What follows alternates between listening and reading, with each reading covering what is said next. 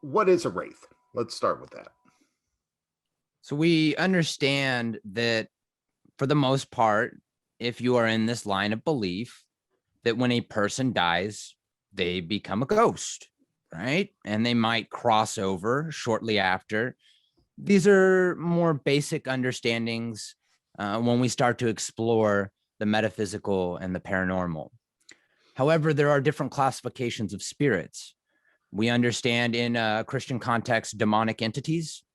I defined a demon as a malicious entity of non-human origin that is quasi-physical in nature and not belonging to this physical plane.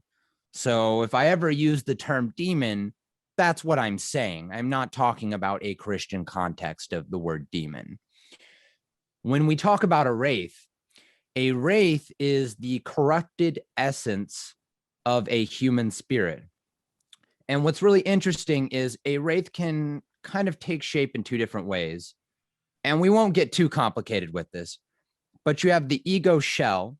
So when an entity becomes a ghost, so when a person becomes a ghost, they then become an entity. If they cross over, they have what's called a second death. So then they shed the ghost body, the ghost shell.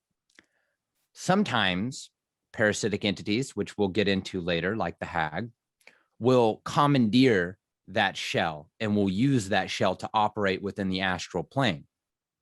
If that doesn't happen, and it's a clean crossover and that shell disintegrates, what we're looking at is something else, which is a human wraith. The personality of the individual has been warped into a state of suffering and pain.